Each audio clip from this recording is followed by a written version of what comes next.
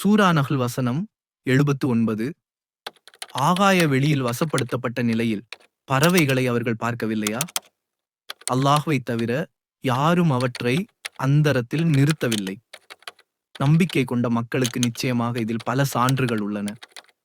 இந்த வசனத்தில் அல்லாஹ் வானில் பறக்கும் பறவைகளில் நம்பிக்கை கொள்ளும் மக்களுக்கு சான்றுகள் உள்ளன என்று கூறுகிறான். ஏராளமான வண்ணங்களில் பலவிதமான பறவைகளை நாம் பார்க்கிறோம்.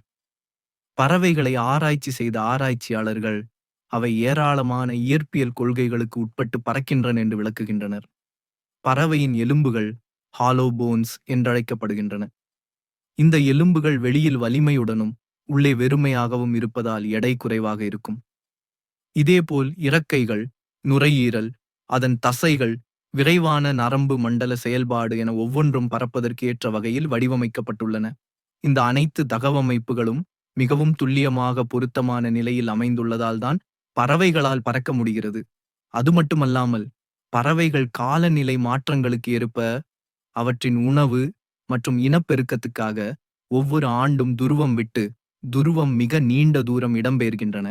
இது வலசை போதல் என்று அழைக்கப்படுகிறது. பறவைகள் லேசான அதே நேரம் வலுவான உடல் அமைப்பை கொண்டுள்ளன. ஆர்டிக் டர்ன் போன்ற சில பறவைகள் இடம்பெயரும்போது பல மாதங்கள் தரை இறங்காமல் பறக்கும் ஆற்றலை கொண்டுள்ளன.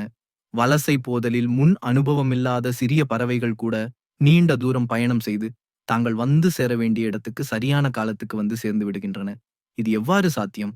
பறவைகளுடைய ஜீன்களில் அவை இடம்பெயர்ந்து போவதற்கு தக்கவாறு புரோகிராம் செய்யப்பட்டுள்ளது என்று அறிஞர்கள் உறுதிப்படுத்தியுள்ளனர். அல்லாஹ் தாம் பறவைகளை அவ்வளவு நுணுக்கமாக படைத்திருக்கிறான். அல்லாஹ் சர்வ வல்லமை மிக்கவன்,